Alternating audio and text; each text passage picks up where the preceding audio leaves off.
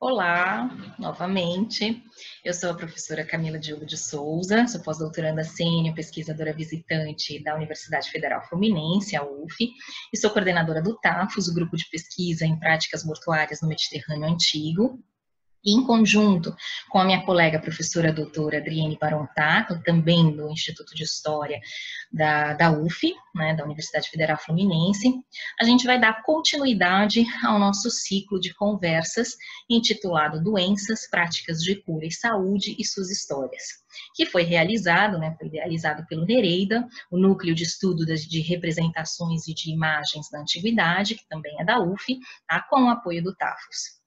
Hoje, né, a gente vai ter a nossa terceira conversa já, estamos na metade do nosso ciclo aí, né, dando essa continuidade, né, a falar um pouquinho sobre as práticas de saúde e alimentação no mundo medieval.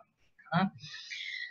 Nós vamos dar um novo salto cronológico, né, a gente começou lá atrás no Egito, né, depois falamos um pouquinho de Roma, né, das práticas medicinais e de cura em Roma antiga, né? E hoje a gente vai dar um saltinho cronológico, né? Depois a gente vai ter outras conversas que também vão dar os saltos cronológicos e espaciais, né? A gente vai pulando aí de geografia no tempo e no espaço, né? Para abordar um pouquinho e falar um pouquinho, né, hoje, sobre a dietética enquanto prática alimentar, né? Enquanto práticas alimentares que constituem práticas medicinais de saúde, de prevenção de doenças para o bem-estar humano, de forma geral, né? Tanto no sentido físico, biológico, quanto no sentido emocional no Ocidente medieval. A nossa convidada de hoje é a professora doutora Vanessa Asfora Nadler. Ela é historiadora, possui bacharelado em História, mestrado e doutorado em História Medieval pela Faculdade de Filosofia, Letras e Ciências Humanas da Universidade de São Paulo. Né?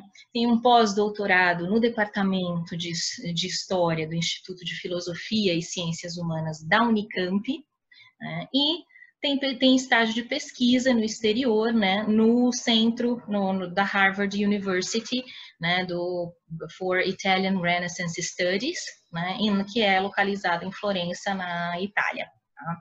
A Vanessa é uma grande especialista em história da alimentação, com ênfase no Ocidente medieval.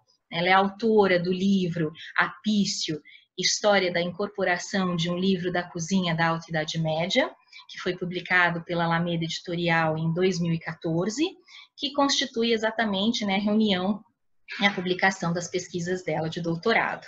Tá?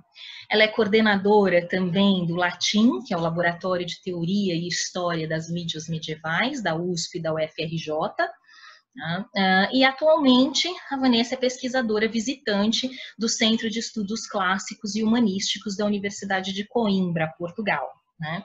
E ela também é correspondente para a América Latina da revista Food and History, né, do Instituto Europeu de História e das Culturas da Alimentação. Tá? Então, Vanessa, professora Vanessa, é um grande prazer e uma grande honra ter você aqui conosco hoje, na nossa terceira conversa do ciclo, né, e eu agradeço muitíssimo você ter aceito esse desafio, né, de num tempo, né, num momento tão desafiador para nós, né, de falar um pouquinho sobre essas questões de prática de cura, e hoje a gente muda um pouquinho, né, o foco, falando um pouquinho sobre o medievo e sobre práticas alimentares enquanto prática de saúde, né. Fico muito feliz, muito honrada de você ter aceito e ter, enfim, essa especialista para falar um pouquinho para nós sobre alimentação no mundo medieval.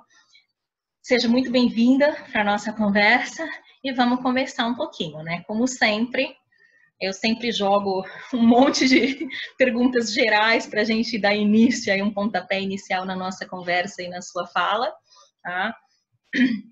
E aí eu passo a palavra para você. Então, vamos lá.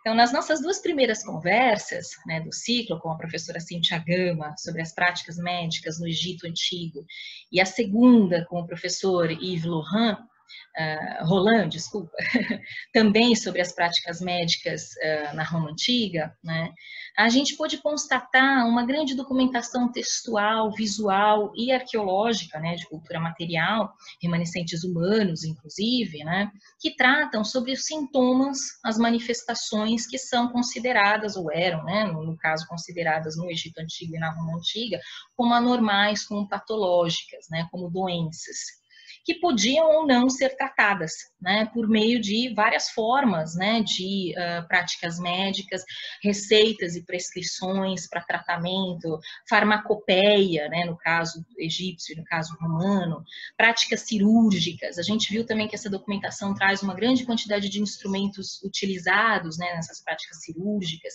e ainda eles também trouxeram para a gente uma grande quantidade de documentação que fala um pouco sobre a formação dos médicos e o processo de terapia e cura, né?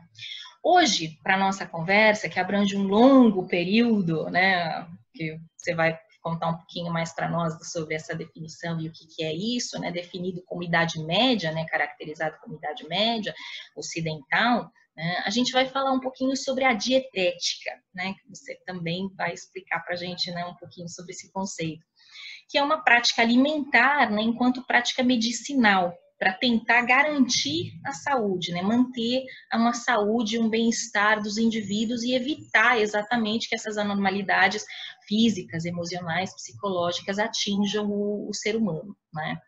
Então, genericamente falando, como que a gente pode definir, já jogo de cara essa primeira questão para você, né? Como que a gente pode definir esse Ocidente medieval e quais as práticas de saúde, então, e alimentação que a gente pode identificar nesse longo período, né? Nesse período de longa duração? E qual a documentação que trata sobre essas práticas, né? Como a dietética, então, portanto, pode ser definida como uma prática medicinal nesse longo período e específico aí de localização e prática de saúde. Bem-vinda, passo a palavra para você. Muito obrigada e vamos lá. Não, eu é que agradeço. Bom, primeiro, bom dia, boa tarde para todo mundo. Eu é que te agradeço, Camila, a oportunidade de vir aqui falar um pouquinho sobre Idade Média em meio a um ciclo ligado às curas e às práticas médicas, mas que tem especialistas, talvez em maior número de história antiga. Então, me sinto honrada de estar aqui junto com esse grupo e poder trazer um pouco mais de informação sobre esse período, que é o período que eu venho estudando desde o mestrado, e mais especificamente sobre o meu objeto mais recente, não tão recente, mas enfim, o objeto de estudo que veio depois do mestrado, que é a alimentação na sua fronteira aí com a medicina dietética, né? Isso teve a ver com o meu tema de doutorado, e desde então eu venho trilhando esse caminho. Eu acho importante você ter feito essas considerações iniciais sobre o período medieval. Eu acho que eu queria começar das tuas perguntas por isso, falar um pouquinho de algumas premissas sobre o período, porque eu acho que essas premissas fazem um quadro interessante para pontuar aí o nosso objeto, a discussão do nosso objeto depois. Então, eu fiz aqui uma apresentação também, Camila, vou compartilhar com vocês a minha tela. Vamos ver se vai dar tudo certo. Pronto. Tá tudo certo? Consegue ver? Tá perfeito. Bom, então eu queria começar com essas premissas, né? Umas premissas que podem soar até um tanto óbvias, dependendo do nosso público ouvinte, mas eu acho que vale sempre a pena reforçar, porque a Idade Média é e não é distante de nós, né? Ela está muito presente no nosso imaginário ainda hoje, e a gente convive com muitos elementos dessa Idade Média quase que diariamente, no cinema, em programas de televisão, canais com documentários sobre história, na literatura, nos games, enfim. De alguma forma, a gente tem aí convivência com reis, rainhas, príncipes, princesas, cavaleiros, e castelos, e enfim, senhores feudais, bruxas e coisas afins.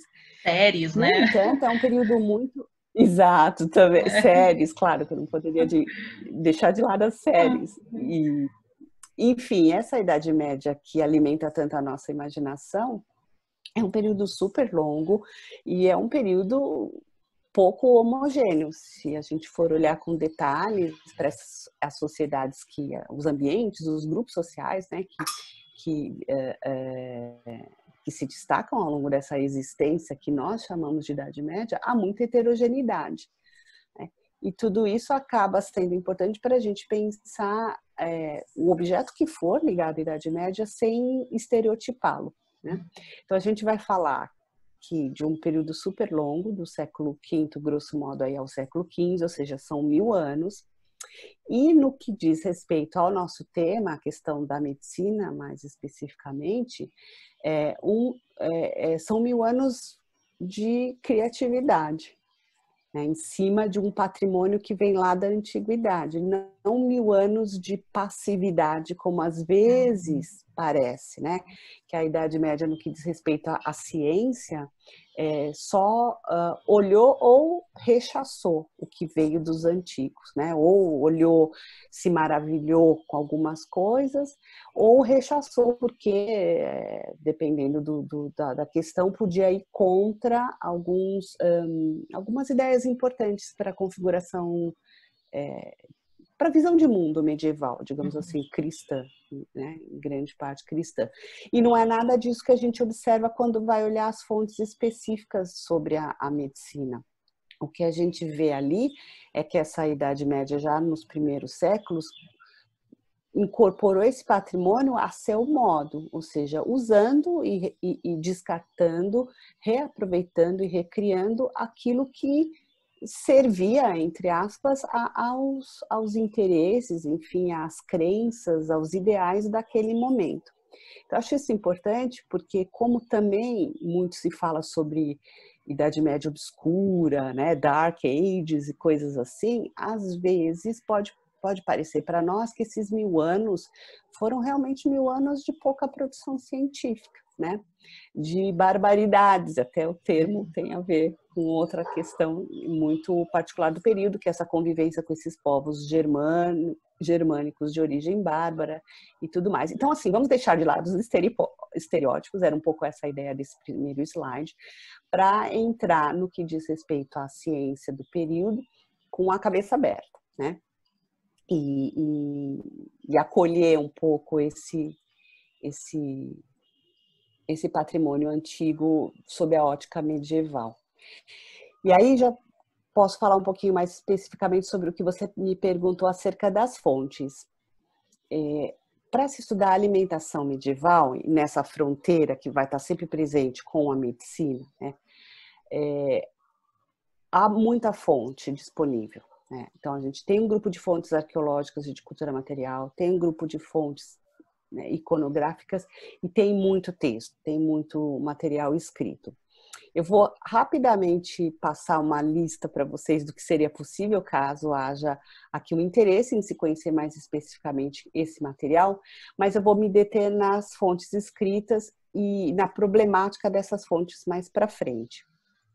Então, do ponto de vista da arqueologia, o que é possível, né? Da onde é possível partir para se pensar a alimentação? Dos espaços, em primeiro lugar, né? Dos espaços de alimentação, as cozinhas, as cavernas, as tavernas, os hortos, os jardins, enfim, os espaços de convivialidade, né? São uma primeira possibilidade. Os utensílios propriamente ditos de preparação desses alimentos, então panelas, louças, talheres e afins. O mobiliário dos espaços da alimentação, ou dos espaços indiretamente ligados à alimentação, como as mesas, as cadeiras, os bufês. Aqui eu me refiro a períodos até um pouco mais, não tão recuados no tempo, mas principalmente para contextos do período moderno em diante, muita coisa referente a mobiliário e a alimentação em relação ao período medieval e imagino aos períodos antigos, né?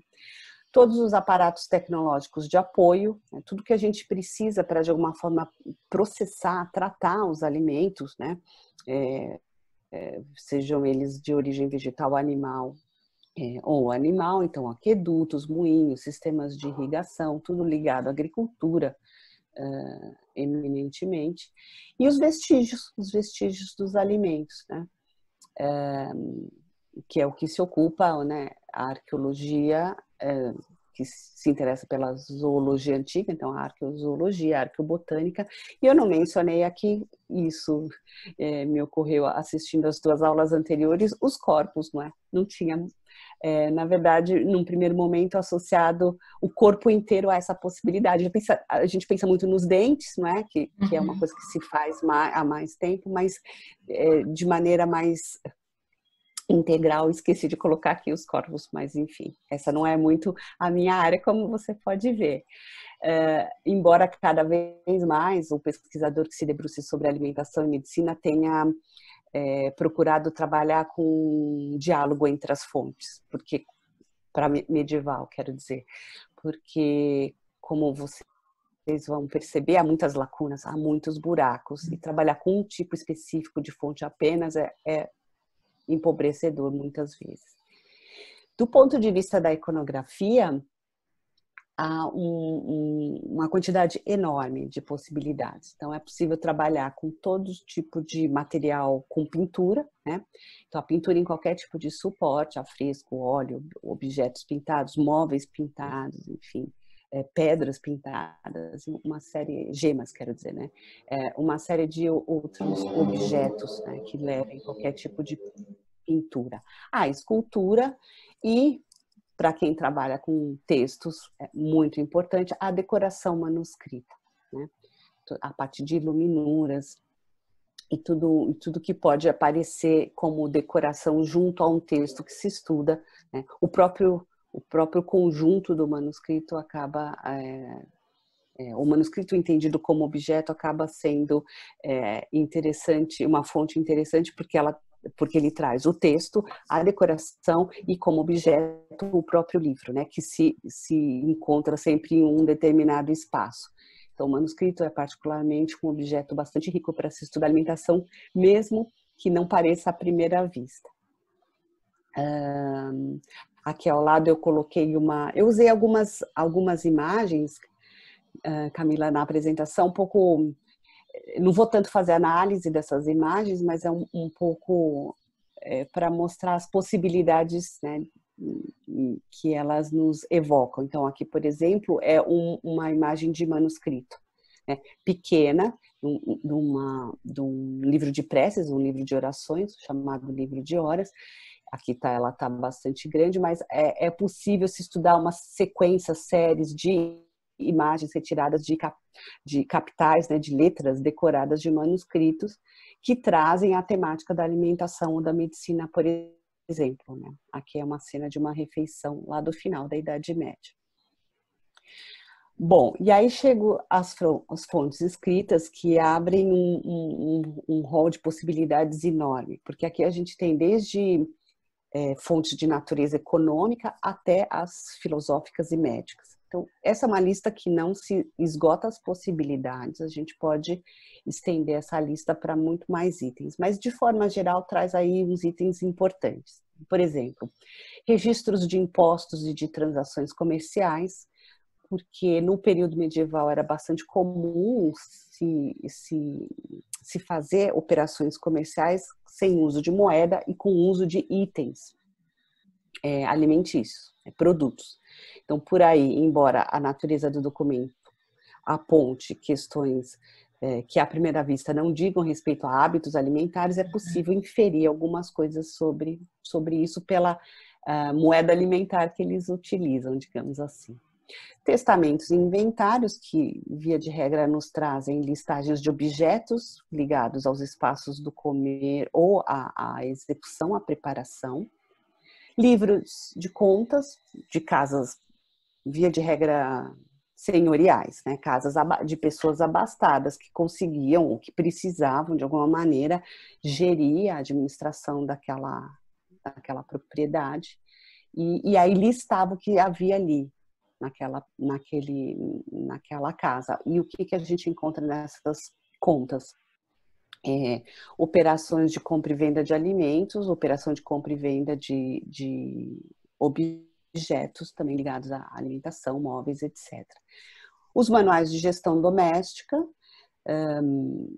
esses são muito típicos mais do final da Idade Média, então são aqueles manuais que contam um pouco como é que se vai montar uma mesa numa ocasião de uma recepção, né, de um banquete, ou se tem alguém doente na casa, o que é que se tem que comprar, como é que se monta uma dispensazinha para aquele determinado tipo de lar, enfim, isso é também uma fonte rica de informação.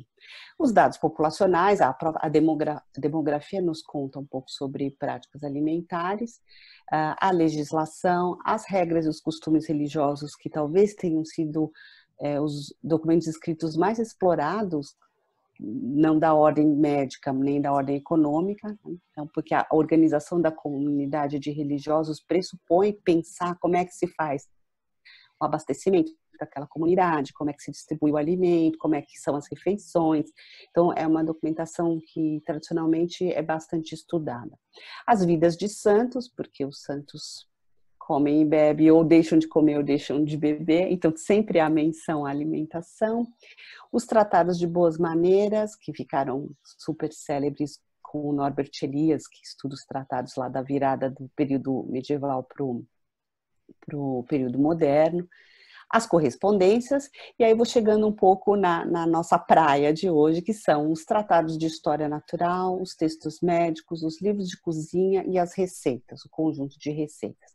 Esse último grupo de fontes são as fontes que mais recentemente têm sido trabalhadas pelos historiadores, porque os historiadores também têm lá a sua construção, né, acerca da legitimidade ou não das fontes que valem a pena serem estudadas, né? A historiografia nos mostra um pouco o que é que se legitima e o que é que não se legitima como fonte para se estudar um determinado período. E no caso da alimentação, que foi um tema que só entrou para o domínio historiográfico muito, muito recentemente, coisa de 30, 40 anos, assim, no máximo, a alimentação ficou muito para fora dos domínios historiográficos também, porque o tipo de fonte que era muito rico para pensar, foi esse tipo de fonte da literatura especializada, que a gente diria assim, hoje em dia, então o livro técnico, que era pouco considerado, né, como possível de ser explorado. Então é um pouco desse tipo de material que eu vou falar daqui para frente. Então vamos lá. Agora, pensar a alimentação na Idade Média, como é que é isso? Tem todas essas fontes, mas como é que eu acesso essa informação? Olha, uma coisa muito importante da gente pensar é que a Idade Média tem oficialmente um discurso sobre a comida que é de produção eclesiástica, da igreja. É um discurso produzido no âmbito da igreja. E esse discurso sobre a comida produzido pela igreja cristã vê a comida sempre assim com os olhos, como a gente diz, de soslaio. O tema da comida é sempre um tema cheio de tensões para o cristianismo. Porque a gente sabe, não vamos aqui gastar tanto tempo com essa questão mais teológica, mas a gente sabe que na origem estávamos todos lá no paraíso até que Adão e Eva cometem o pecado original e somos todos expulsos desse espaço paradisíaco para viver uma existência neste cosmos de sofrimento, de doença, de trabalho. Esse pecado original, que aparece muitas vezes representado com a Eva comendo a maçã, tem uma associação muito grande com o pecado do corpo, o pecado cometido porque se queria comer aquela maçã ou porque há um debate enorme sobre a natureza do pecado original, se ele foi um pecado da gula ou se ele foi um pecado da alma, do orgulho, da soberba. De qualquer forma, essas duas dimensões, elas meio que se sobrepõem e revestem o ato do comer a maçã, ou seja, o ato de se alimentar, com uma carga muito negativa. né? E daí deriva uma série de questões ligadas a essa possibilidade de incitar o pecado que a comida tem, né? A comida, não a comida como nutrição, para o corpo se manter vivo, mas a comida pelo prazer, pelo desfrute.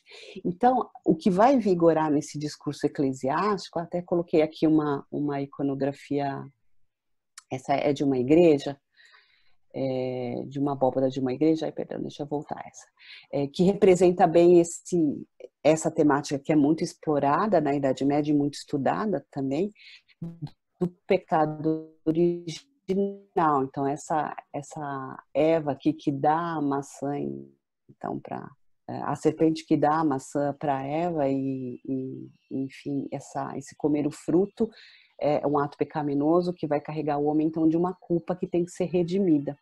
Como é que se redime a culpa, dentre tantas outras coisas?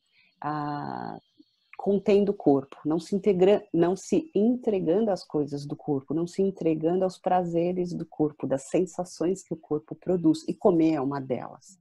Então, é sempre muito tenso falar sobre comida no discurso eclesiástico. Então, a opção é não falar, ou falar de comida sempre pela negativa, o não comer, o não se entregar, o não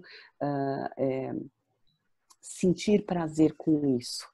Então, se a gente vai a um determinado grupo de fontes, Camila, a gente não acha nada sobre o que se comia. A gente sabe que, óbvio, a alimentação está ali, mas não se acha detalhes, não se acha. É bem difícil. E a gente sabe que, por outro lado, mesmo no discurso cristão, esse corpo, ele é um corpo sagrado, porque na narrativa cristã, no final dos tempos, esse mesmo corpo vai ressuscitar. E a gente vai viver a eternidade nesse mesmo corpo, se tão maltratado a ponto de não receber cuidado nenhum. Então, o corpo tem uma posição muito ambígua, e eu estou generalizando porque o discurso teológico também não é um só, no período, nos tais 1000 anos, mas enfim, para dizer que para falar de alimentação na Idade Média, a gente precisa falar de corpo, e para falar de corpo a gente precisa falar de teologia, dentre outras coisas, e entender esse lugar difícil. Porque via de regra, e aí tem uma outra imagem que eu gosto bastante, o que se valoriza? O não prazer, né? O corpo que se abstém, então, de alimento, num nível, não é no nível zero, porque a gente sabe que zero comida é morte, e o corpo tem que ficar vivo para ressuscitar no final dos tempos. Então, é um corpo que se alimenta o mínimo possível, que se entrega de preferência a comportamentos de jejuns e abstinências. É por isso que o calendário religioso cristão tem tantos períodos de jejum, né?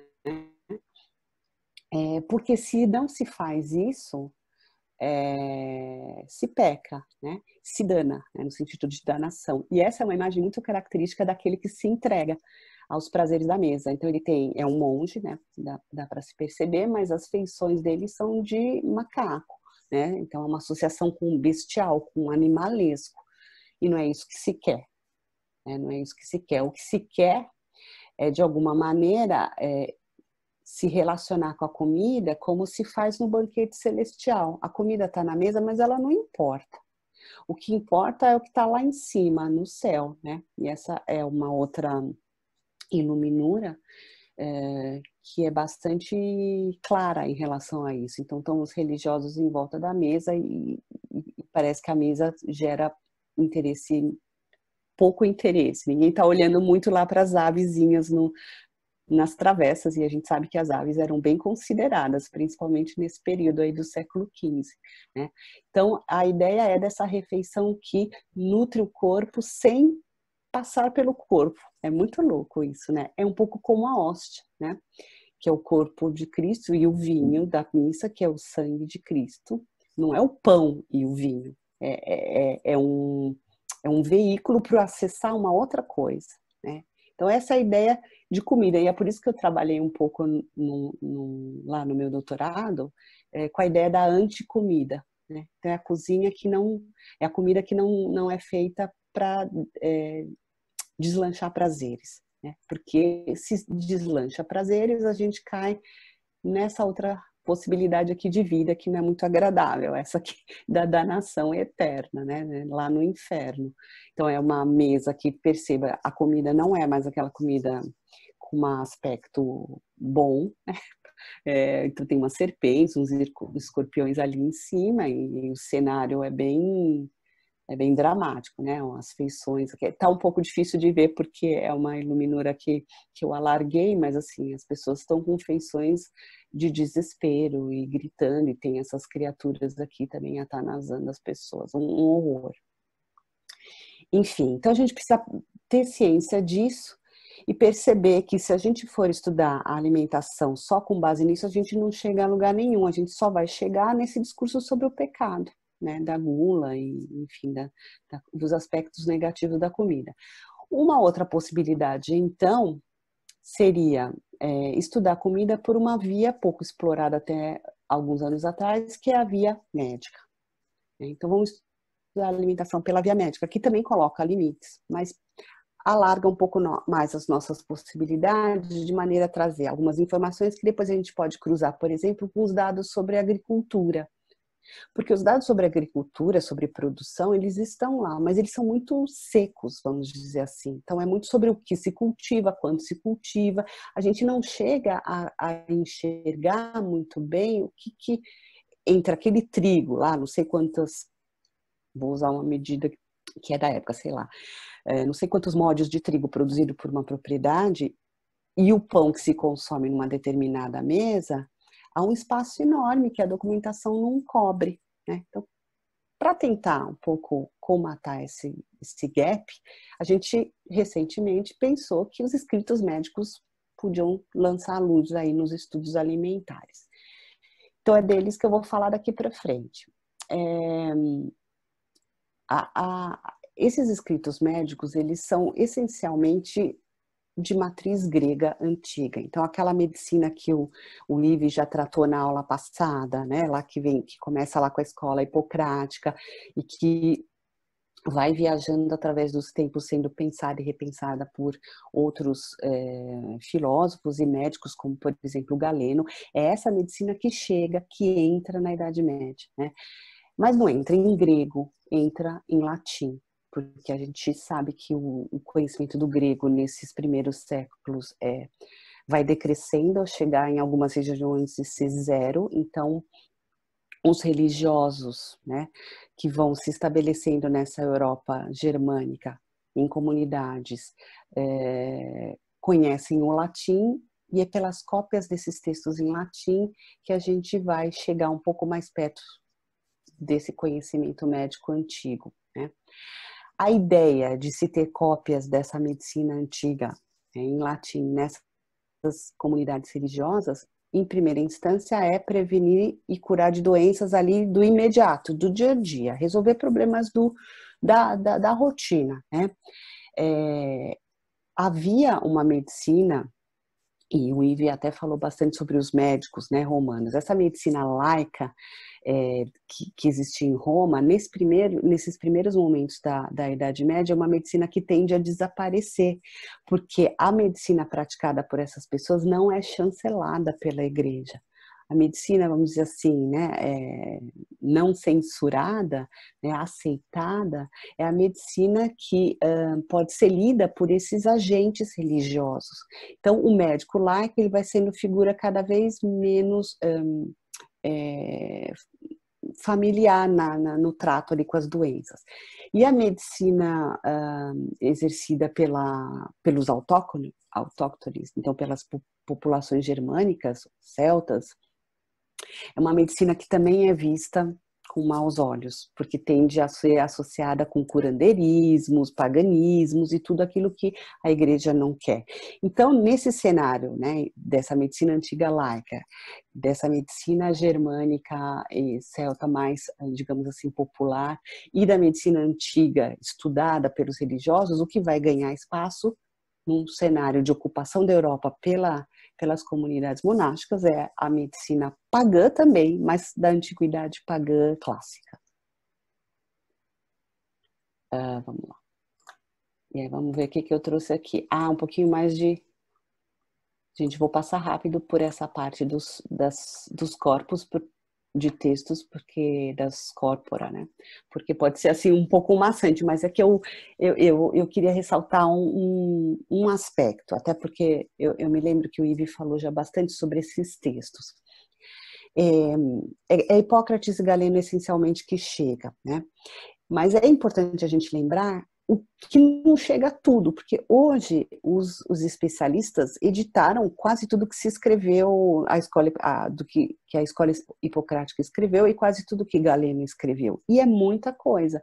E eles editaram do grego, de manuscritos do árabe, até do aramaico.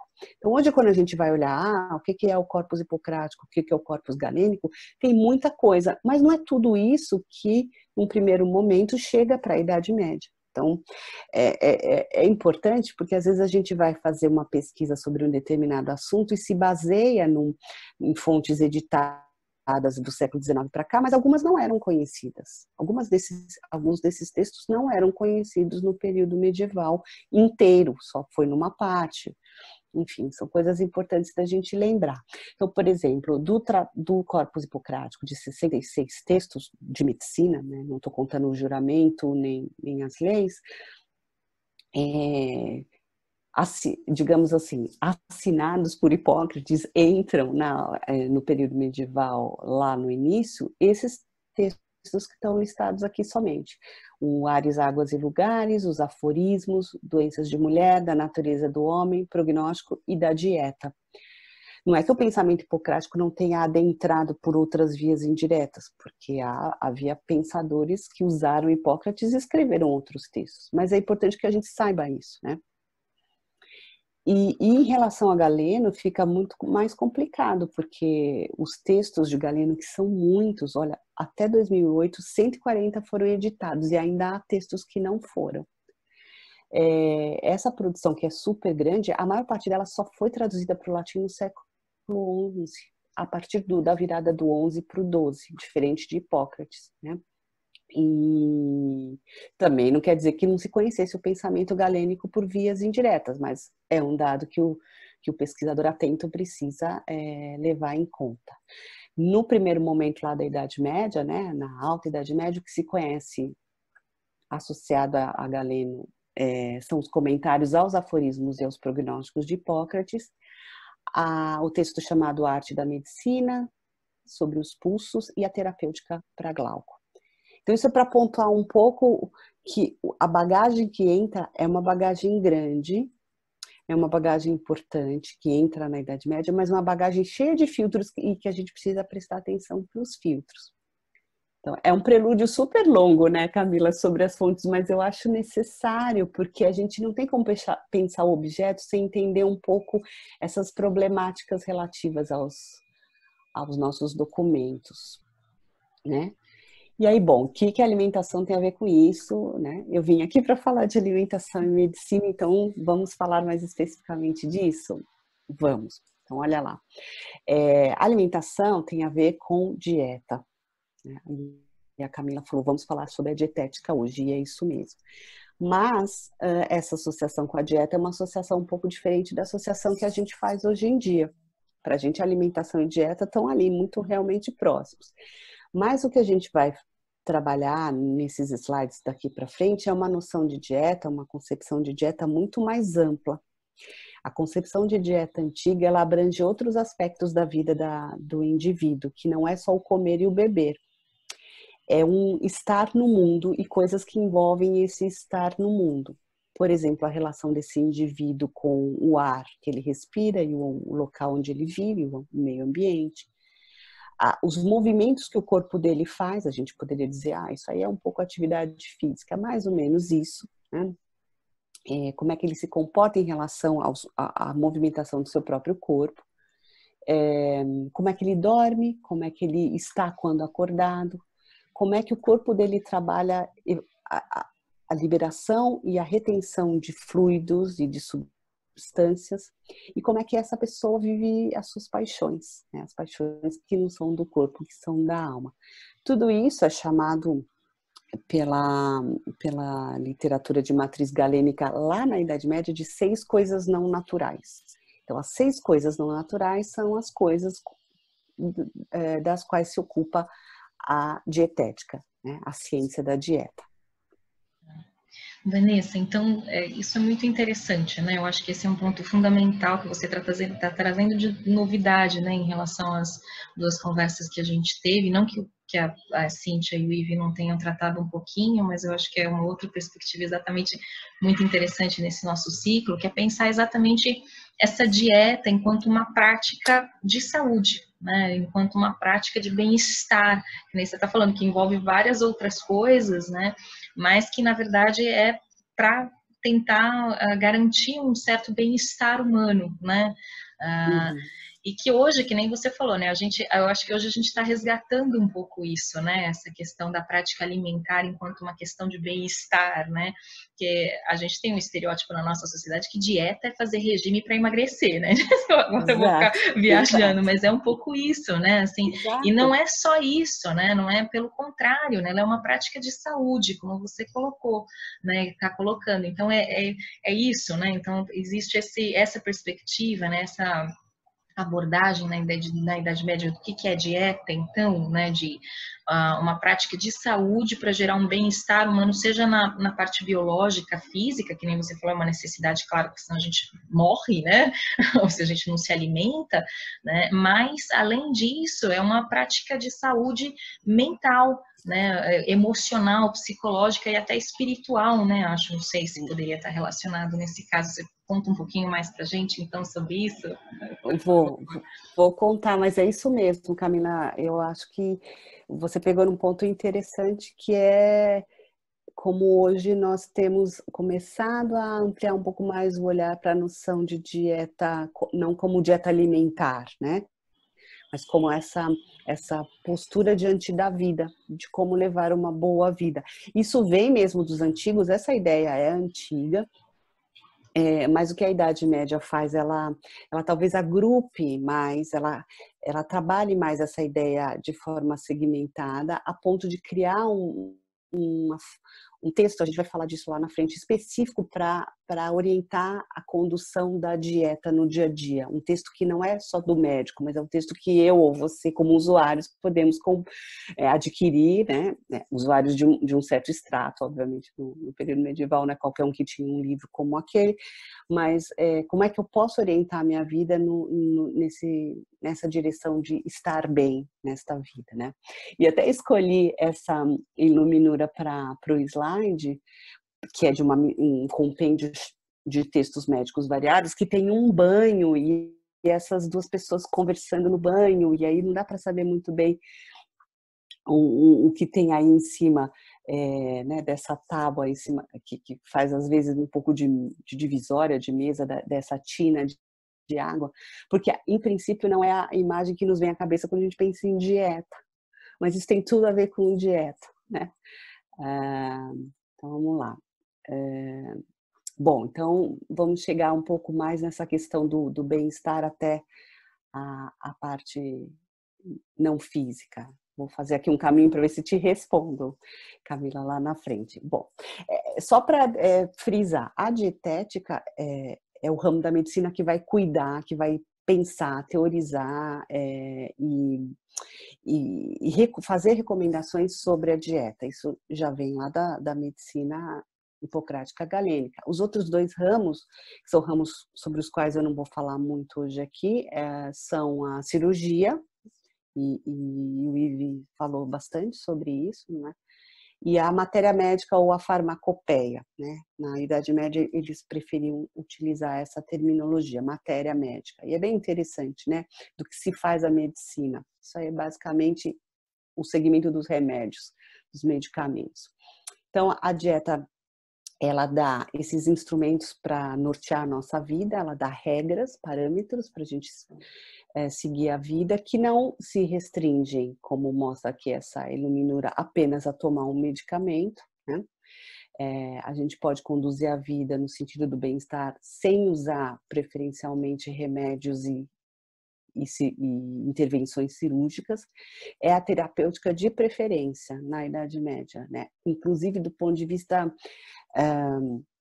dos textos enciclopédicos, como, por exemplo, o do Isidoro de Sevilha, há uma grande resistência com a questão da cirurgia, né? Se fala um pouco mal do uso de ferros que, né, entram no corpo, enfim, isso deve ser evitado. É uma ideia até que se reproduz bastante. Então, se pudermos ficar só com a dieta, a gente já faz muita coisa pelos nossos corpos, né?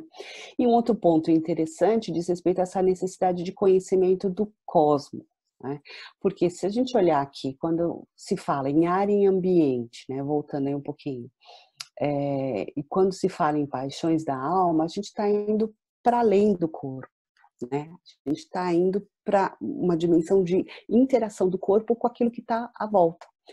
Então é por isso, e isso tem tudo a ver com uma concepção de medicina que é, a gente diria hoje, holística, né?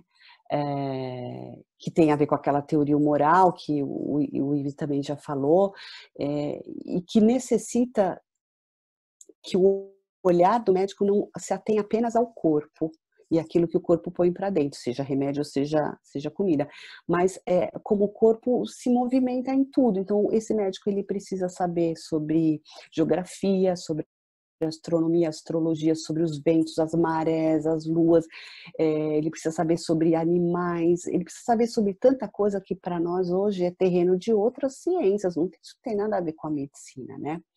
E psicologia também, né? Filosofia, artes, porque as paixões da alma, a religião também, né? A própria teologia no período medieval tem a ver com isso.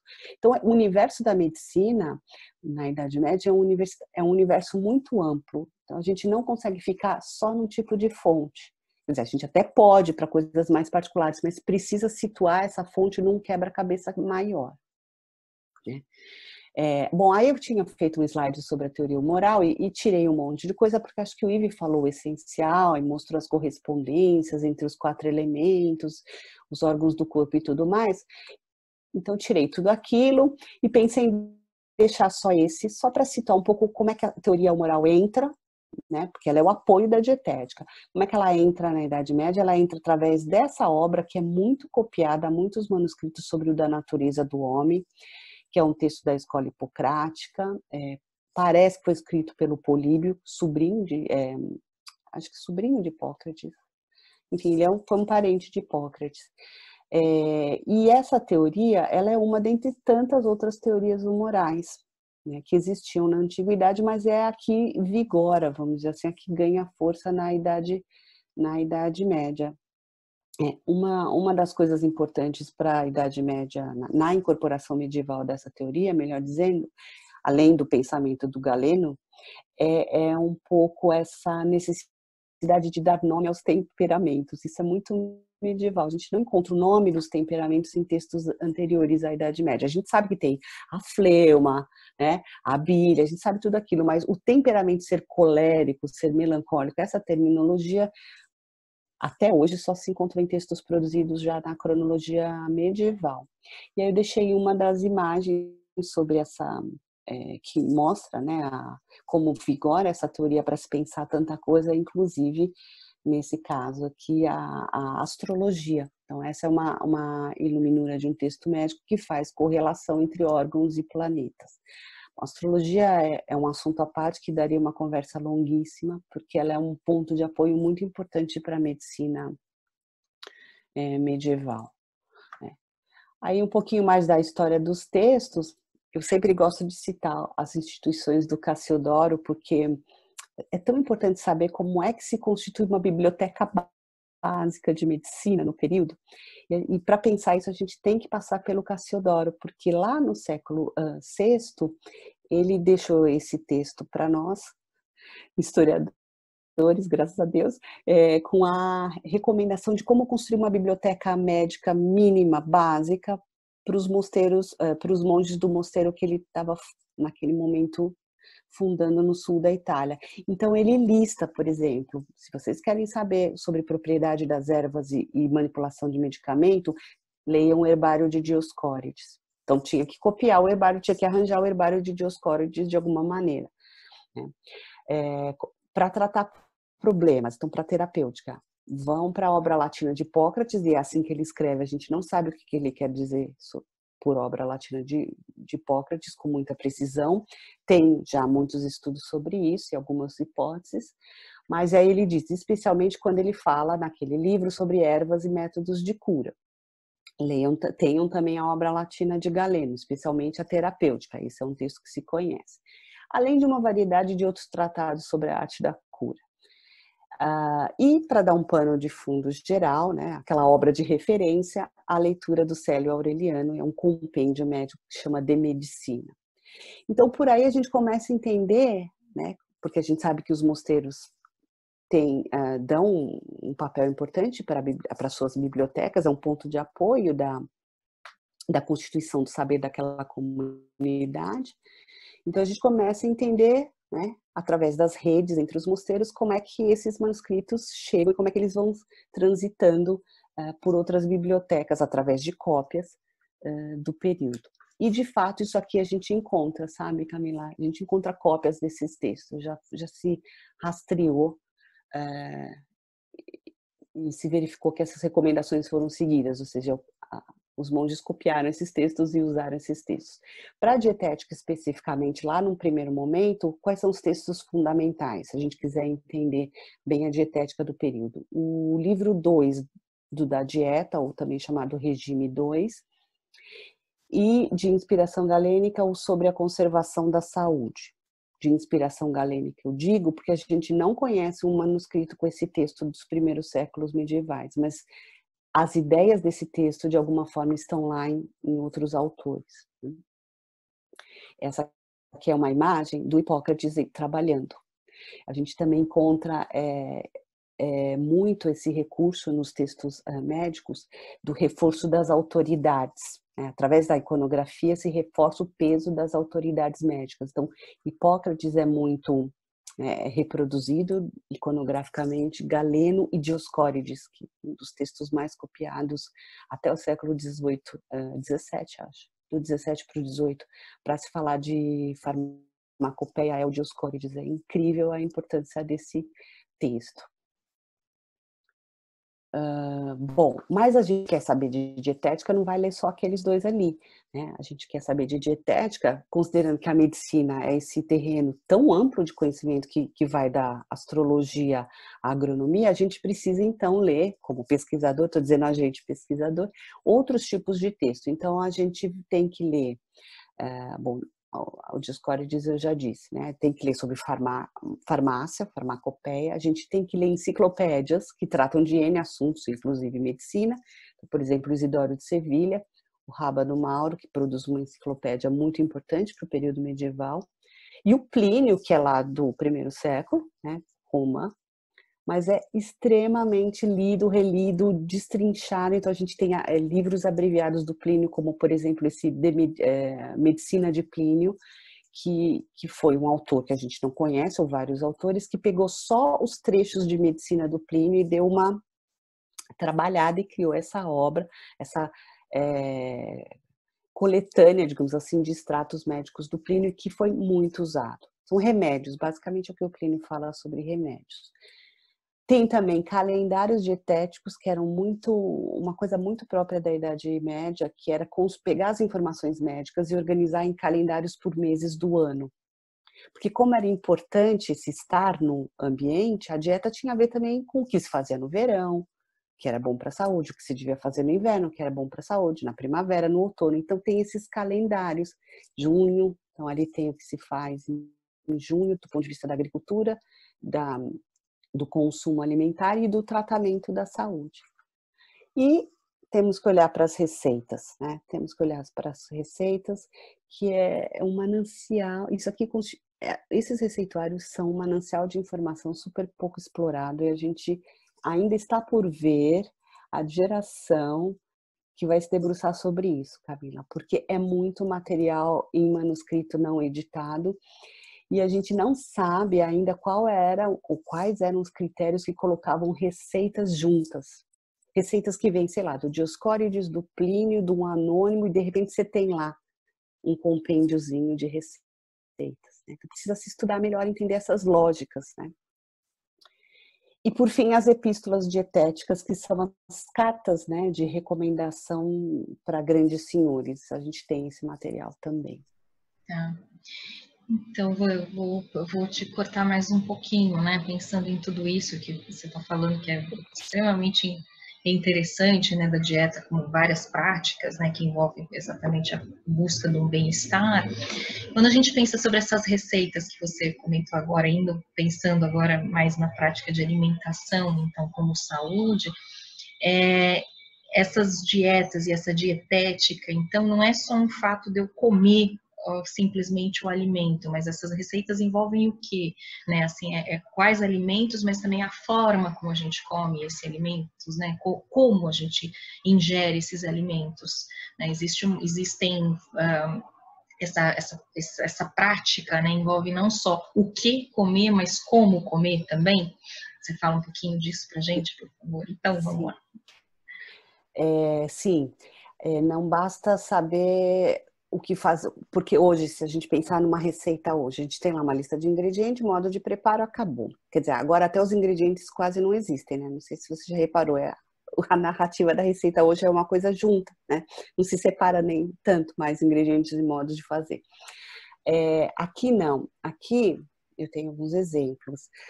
A informação, por exemplo, botânica na receita, é possível encontrar. A informação astrológica na receita, astronômica na receita. E a informação sobre a forma de consumo. Eu trouxe algumas, eu não de longe consigo explorar esse universo aqui de possibilidades, são só alguns exemplos. Então, por exemplo, essa receita foi extraída da Dieta 2. Veja, que é um tratado dietético. Da Dieta 2, supostamente, é um tratado. E qual é a nossa ideia de tratado? É um livro teórico. Mas o que a gente encontra no da Dieta 2 é um catálogo. A gente encontra um catálogo de alimentos com recomendações. É muito interessante. Então, por exemplo, sobre maçãs. Diz lá o texto, maçãs selvagens, né? Então aqui selvagens, e há muito essa marcação de se o alimento foi colhido, né, numa área selvagem, ou se ele foi cultivado pela intervenção humana. Maçãs selvagens são adstringentes, mas quando cozidas são evacuadas mais facilmente. Então a gente sabe aqui que as maçãs selvagens devem ser ou podem ser cozidas, se consome a maçã cozida, e que ela tem uma propriedade específica quando ela passa por um determinado procedimento culinário. Isso é um procedimento culinário. Cozinhar maçã, hoje a gente faz maçã cozida como sobremesa, não é? E essa massa cozida com açúcar e canela é uma coisa muito medieval. E o açúcar e a canela estão ali para equilibrar a constituição, a qualidade da maçã, que pode ser um pouco perigosa dependendo do indivíduo. Que é uma delícia, né? Que é uma delícia. Não, tem várias coisas assim, né? O próprio, na área da alimentação, são exemplos bem batidos. A maçã com canela e açúcar. O presunto com... melão com presunto. Ai! É outro exemplo, porque como os melões são de natureza muito fria, e a umidade é sempre um grande problema, você esfriar demais o corpo, na teoria dos humores, é sempre muito perigoso. Então, para secar, né, tirar essa umidade, se coloca sal ou presunto, né? Então você equilibra. Então o que parece uma iguaria gourmet é, na verdade, no fundo, uma operação dietética. Ética. Exato. Então, o Dioscório diz que é um texto sobre farmacopeia, também traz receitas. Então, olha lá, marmelos cozidos com mel, além de benéficos para o estômago e saborosos, são menos constritivos.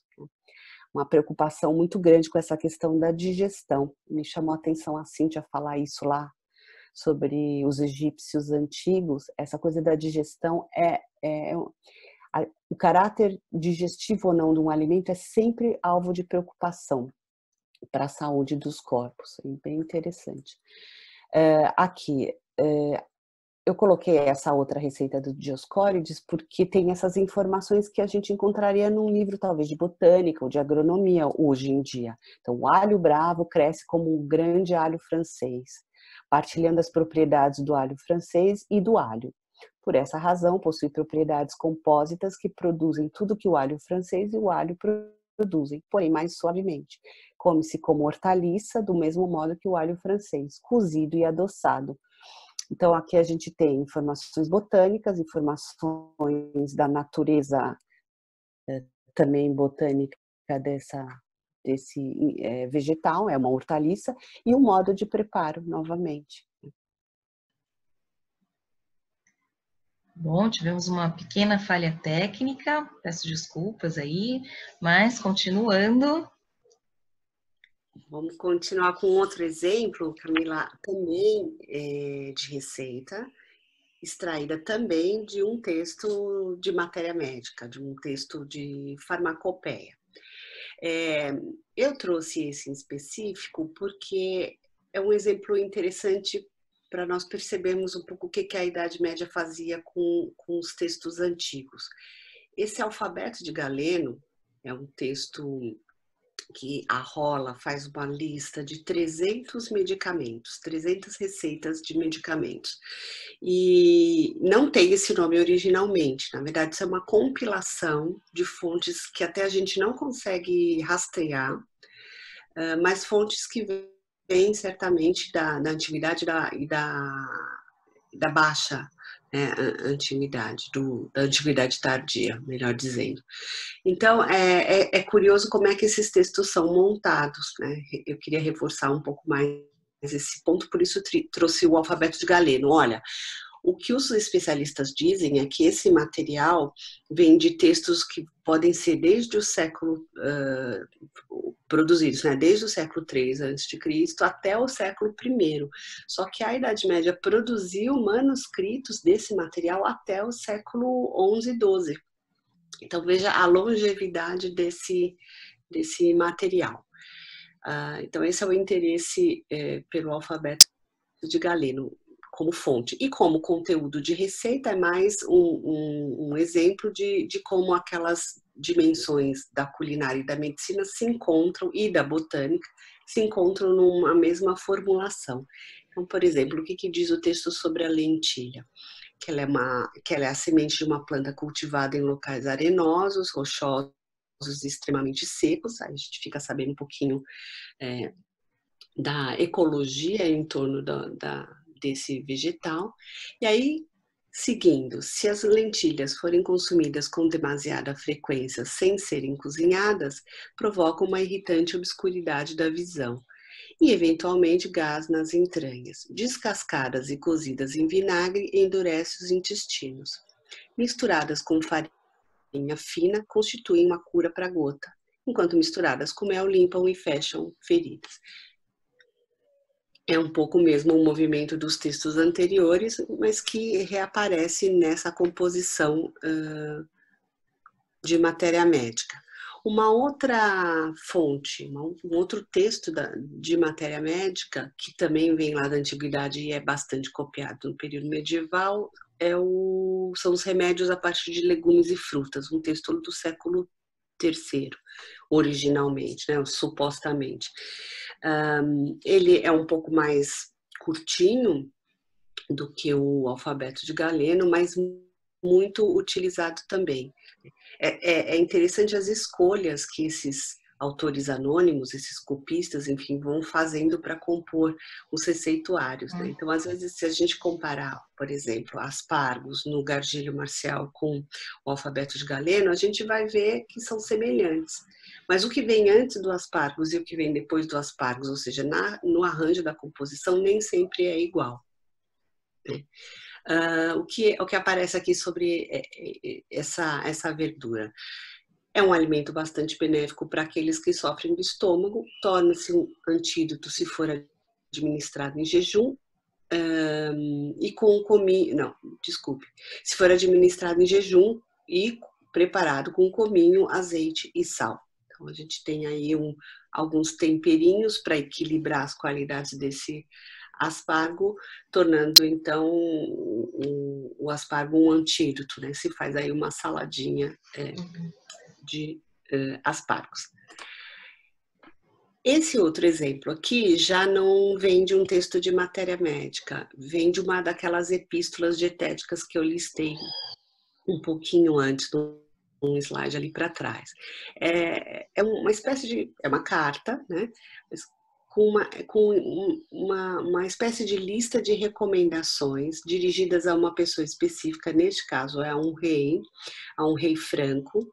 O Antimo é um médico bizantino, então tem toda a formação da medicina clássica, mas que já está ali na Europa, no século VI, servindo a uma corte do norte da Itália, de um outro rei, um rei ostrogodo. Então, como os ostrogodos são germânicos que estão há mais tempo no território, né, enraizados em território europeu e em contato com os romanos que também já estavam ali, eles já incorporaram de alguma maneira as recomendações médicas e dietéticas na sua forma de se alimentar. Então, estou falando dessa camada mais privilegiada, né, dos senhores, enfim, dos nobres. Então, esse rei tem um médico que o aconselha e acha por bem aconselhar também um rei franco que é, digamos assim, um recém-chegado nesse novo mundo. O que tem aqui é um trechinho do prefácio. Há uma série de receitas também nesse texto, mas eu resolvi trazer o prefácio porque traz uma informação interessante sobre a dificuldade de se distinguir comida e medicamento nesse universo. Então diz ali, seguindo os ensinamentos das autoridades médicas, ocupei-me como pude em expor à vossa piedade, ao rei Teodorico Franco, preceitos de observância que em geral vos serão úteis, pois a boa saúde do homem está em alimentos adequados. Isto é, se forem bem preparados, levam a boa digestão. Por outro lado, se não forem bem cozinhados, causam peso no estômago e nos intestinos. Então, a partir daí, ele começa a listar como se as qualidades, as potencialidades e como se prepara uma série de alimentos, né? A partir daí, essa epístola vira uma espécie de lista.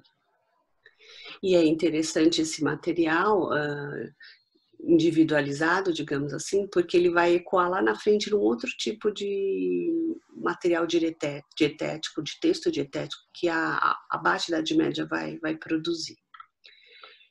O último exemplo vem do Plínio, que é um texto, a História Natural do Plínio, que é uma enciclopédia muito conhecida e muito usada como fonte para se pensar questões ligadas ao mundo romano, mas na Idade Média ela continua sendo também muito útil e muito conhecida. Talvez seja uma das enciclopédias mais lidas durante todo o período medieval, porque há algumas que acabam sendo veiculadas mais num determinado período, como por exemplo a enciclopédia do Beda ou mesmo Isidório de Sevilha, que é um pouco mais conhecido, mas eles não têm a mesma constância no uso, digamos assim, como o Plínio vai ter. E o Plínio tem 7 livros dedicados à medicina, e aí mistura todas aquelas instâncias da medicina, inclusive a dietética. Então a gente acha no Plínio também algumas receitinhas, algumas recomendações. Essa, por exemplo, diz respeito à pastinaca selvagem, que é uma espécie de cenoura. E aí o Plínio escreve, ela estimula o estômago, banindo o fastio, se consumida em vinagre e lazer, que é uma raiz que se discute muito se ainda existia lá no período medieval, ou com pimenta e mulsum, que é uma mistura de vinho com mel, ou ainda com garo. Então, novamente, a recomendação dietética e de preparo culinário dessa variedade de vegetal. Então, com isso, eu acho que trouxe, espero não ter cansado muito vocês, mas alguns exemplos um pouco variados desse tipo de texto sucinto e tão abundante no período que são as receitas. Vanessa, eu te interrompo então um pouquinho. Você citou agora há pouco ali atrás uma certa diferença na documentação, nesse receituário, nesses procedimentos dietéticos da documentação. Então, existe uma mudança, a gente consegue notar uma mudança durante esse longo período da Idade Média em relação a essas práticas, né, na documentação? Se a gente quiser fazer um corte, que é sempre uma coisa um pouquinho arbitrária, mas se a gente quiser fazer um corte entre alta Idade Média e baixa Idade Média, a gente tem que olhar lá para o século XI e XII, essa virada. porque é nesse momento, Camila, que acontece uma coisa que vai realmente dar cores diferentes para a medicina medieval, né? E o que acontece ali? A entrada generosa de novos textos nas bibliotecas dos letrados e dos médicos, né, do mundo. E esses textos aparecem, não sem razão, num contexto de organização mais sólida das formas de ensino, dos espaços de ensino na Idade Média. Então, é aí que aparecem as primeiras universidades, por exemplo. Então, a educação do médico, a educação formal, vai ganhar uma estrutura mais organizada. O que acontecia até então era um ensino sempre nos meios religiosos, né? Então, no meio monástico, ligado aos mosteiros ou às escolas de catedrais, mas de uma forma um pouco mais livre. O que a gente vê com as universidades, livre quero dizer, o que se escolhia para ler e para formar o médico acontecia de uma maneira um pouco mais livre. Não havia um currículo de base, digamos assim. Com as universidades, isso pouco a pouco vai se colocando, a necessidade de se estudar pelo menos, né, algumas obras clássicas para poder proceder e avançar para outros níveis ou níveis mais especializados. E a necessidade de montar esse currículo é também uma das coisas que facilita essa entrada de novos textos. Textos que já são até conhecidos, né?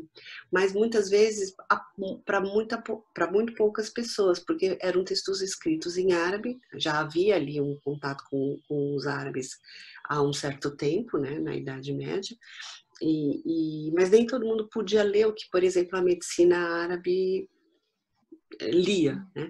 Nesse momento, esses textos, alguns bons números de textos em árabe são traduzidos, e mesmo textos do grego, textos que não se conhecia até então, são também traduzidos.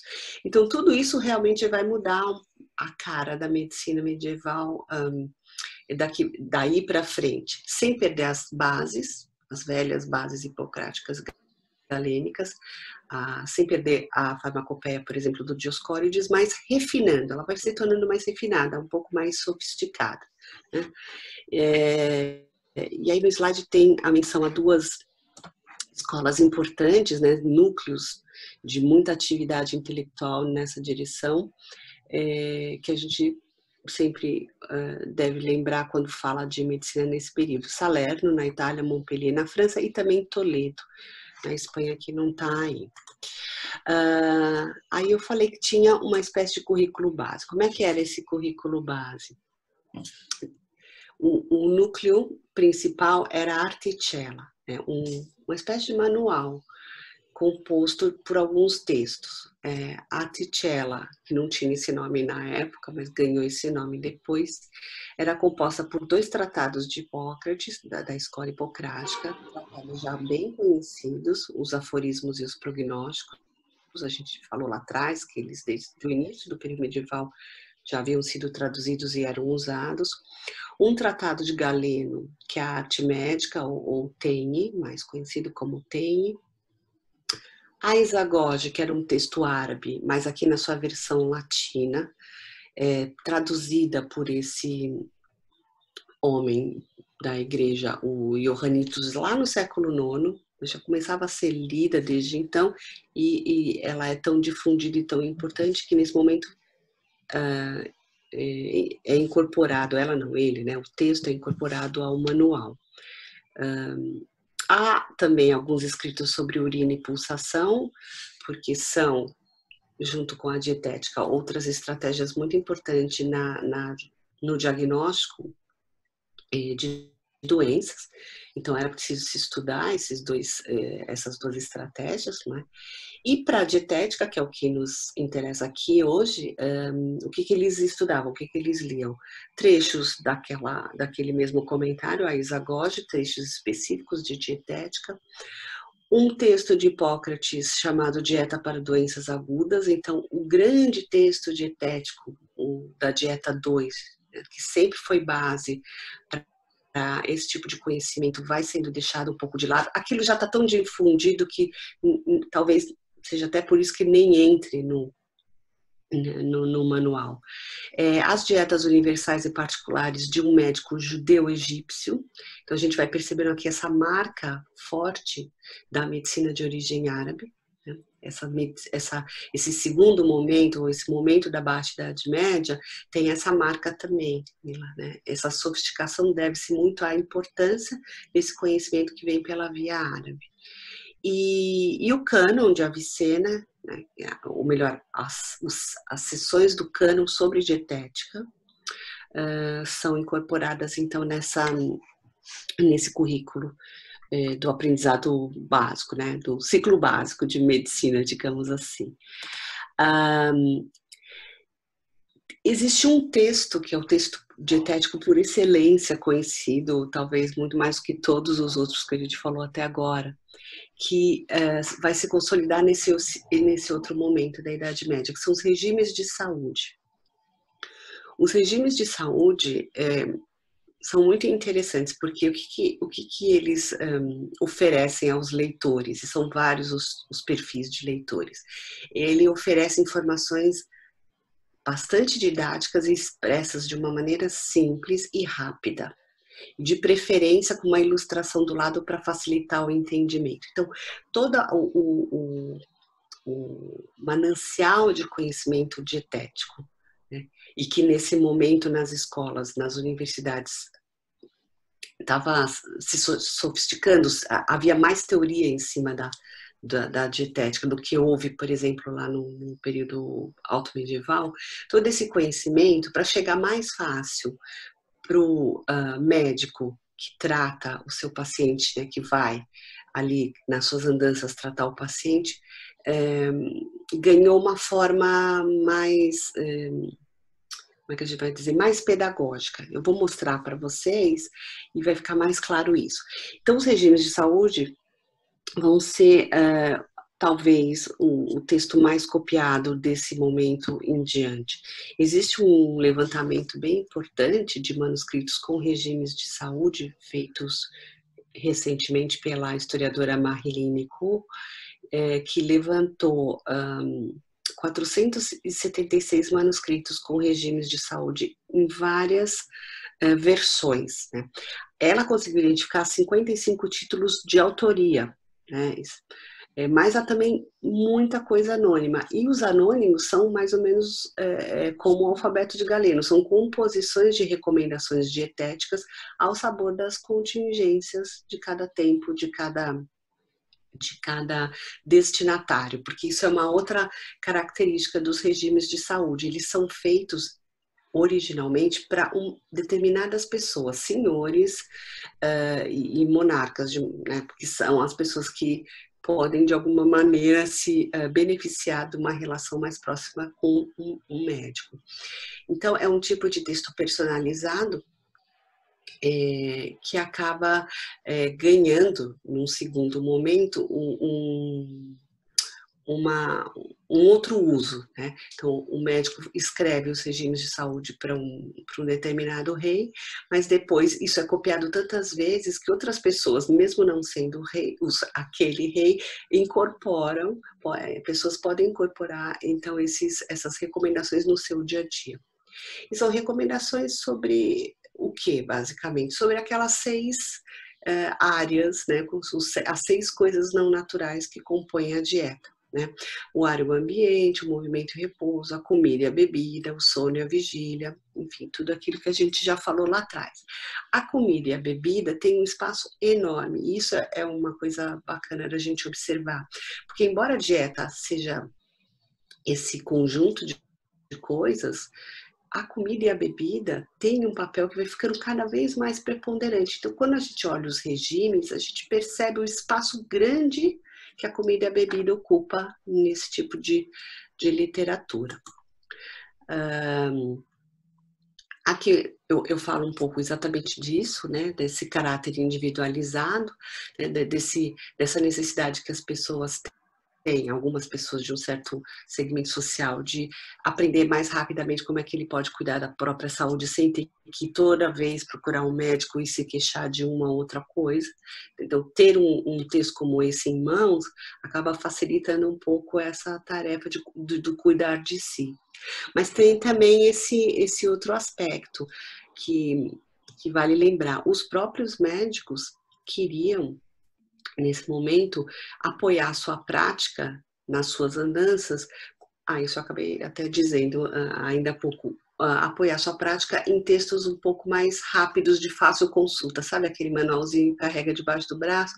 Hoje o médico consulta ali no computador o CID o remédio e a posologia, pois aqui o médico tinha uns regimes de saúde, uma obra de consulta rápida. Essa era a ideia, genericamente falando. Eu trouxe aqui o que seria uma espécie de precursor dos regimes de saúde. Por que eu trouxe o Taquinum Sanitatis, que é o nome desse texto?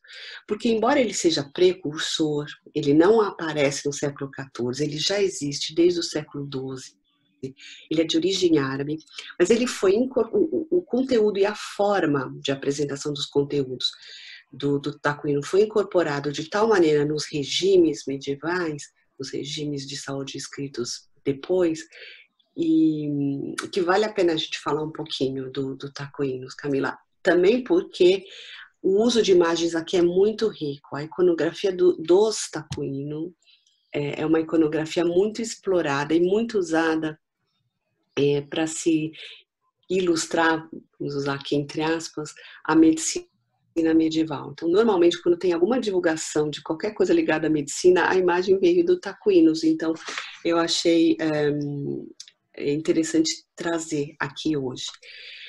Esse é o Taquino, um dos Taquinos de Paris. Veja, ele é do final do século XV.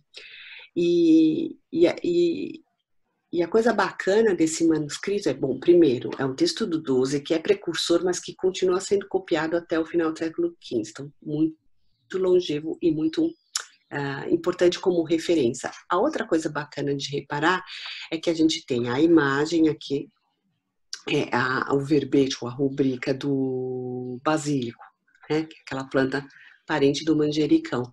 E aqui a mandrágora do outro lado, no outro folho. Então, a gente tem essa imagem que capta rápido o olhar, para a gente entender mais ou menos do que se está falando, um verbete curto em latim, e aqui é um verbete posterior, escrito depois do momento de confecção do manuscrito, em alemão. Então, veja que realmente era usado. Então, e era necessário que se compreendesse bem o que se dizia aqui. Então, texto rápido de fácil consulta justamente por esse arranjo da informação, né? Aqui eu extraí um pouquinho, para facilitar a nossa visualização, extraí um pouquinho as informações mais importantes, por exemplo, da rúbrica sobre melões doces, ou seriam melancias, né? Os melões, os pepinos e as melancias, os pepinos e os melões, eles fazem parte da mesma família botânica para os medievais, né? Então, a classificação de Linneu não existia ainda. Por quê? Porque a ideia é que aquele miolo frio e cheio de água fosse um denominador comum, né? Então, se pensava muito esses frutos da mesma maneira. E, em geral, o que se dizia? Que a natureza deles era fria e úmida, justamente porque são aquosos, né? E são refrescantes mesmo, né? No verão a gente sente essa necessidade, por exemplo, de comer uma melancia, né? Parece que refresca. Então, dizia ali, né? O Taquino apresenta essa informação. A natureza do vegetal, da fruta, do alimento, porque há alimentos também, a forma de consumir, a melhor forma de consumi-los, então, quando eles estão grandes e cheios, para que eles serviam? Então, neste caso, abaixavam febres e purificavam a urina, então diurético, né? E abaixava a temperatura do corpo pela refrescância.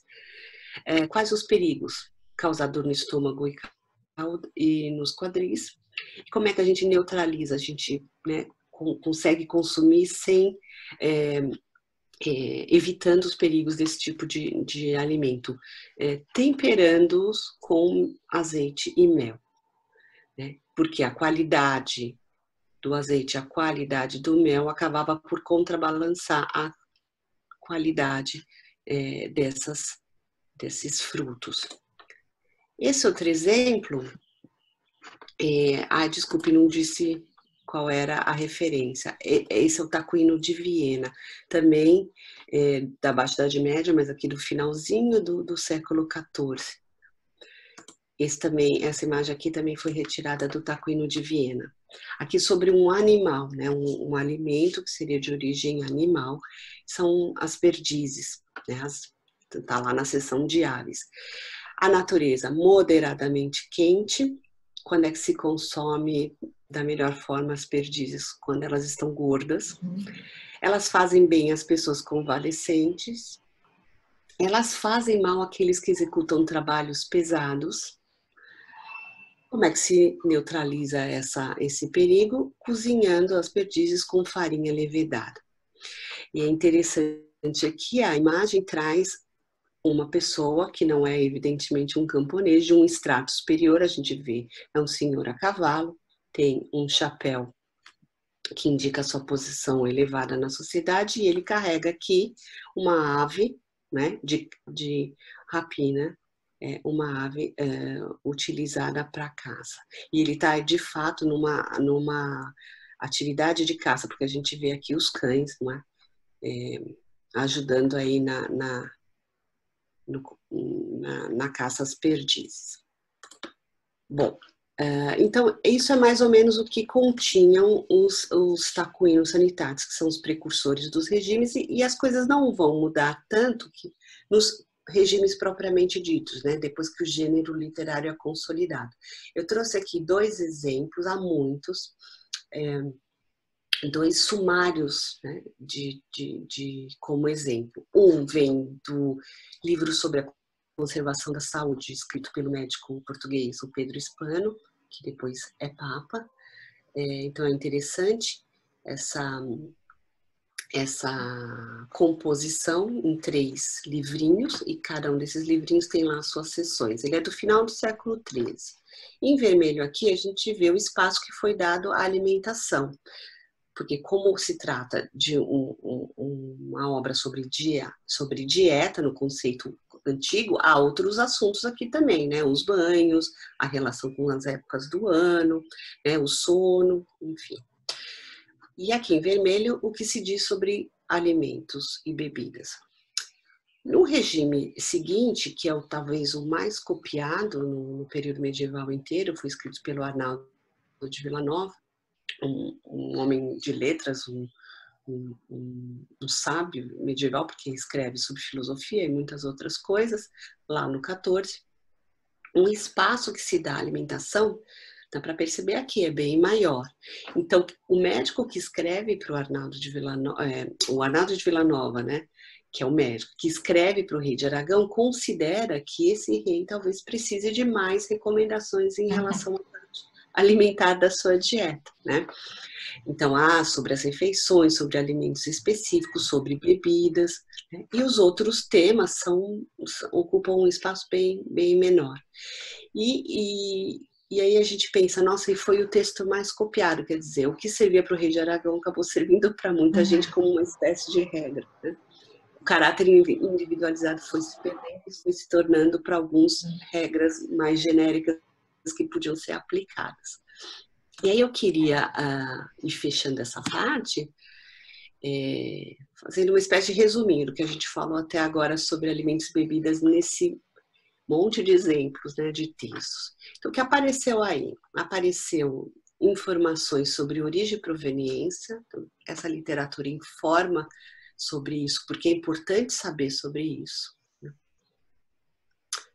Características, né, as qualidades, as potencialidades, as potências, como os medievais gostavam de dizer, as propriedades farmacológicas desses alimentos e o grau de digestibilidade, né? Isso era muito importante.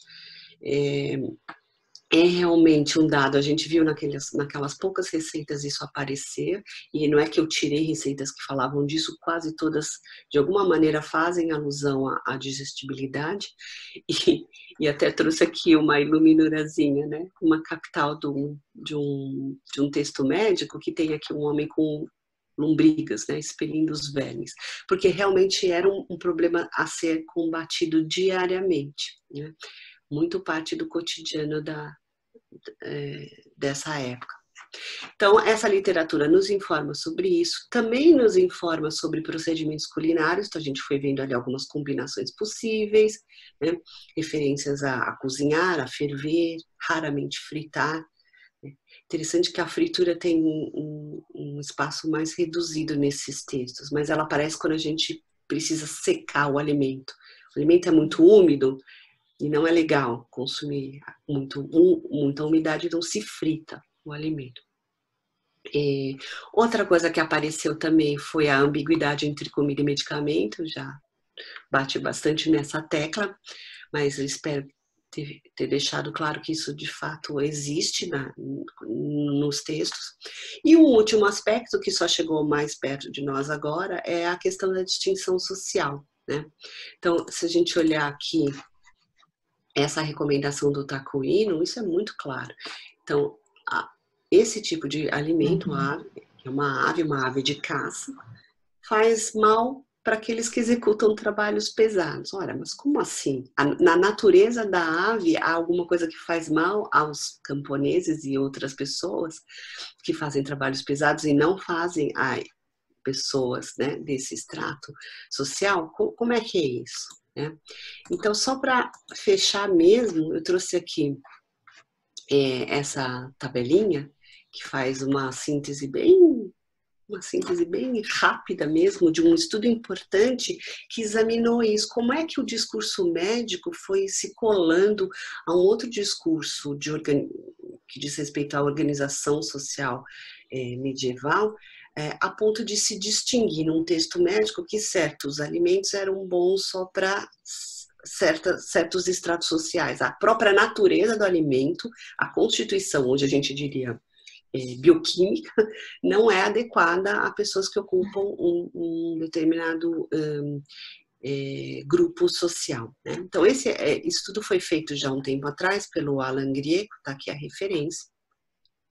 E o que ele observou? Ele observou que essa possibilidade de organização das coisas que habitam o mundo, digamos assim, né, que vinha lá do Aristóteles, não era algo medieval, a chamada escala da natureza, ou a grande cadeia do ser, que basicamente faz o quê? Estrutura tudo que existe no cosmos a partir de uma hierarquia de cima para baixo. No topo, as divindades, e aí vai se descendo, né, até representações iconográficas dessa escala em escada. Vai se descendo até se chegar no que há de mais baixo, que é o que está debaixo da terra, né? Então, o que o Allen vai observar estudando uma documentação que diz respeito à alimentação para a Itália e um pouquinho da França também, que essa estrutura hierárquica se colou a essa estrutura de representação da sociedade medieval, e isso aqui é um tema super estudado dentro da medievalística, né? Essa organização da cristandade medieval com Deus no topo, e aqui tem todos os seres celestes, depois os senhores, né? Os senhores lá em cima, os pequenos estratos e médios estratos, até chegar aos camponeses lá embaixo.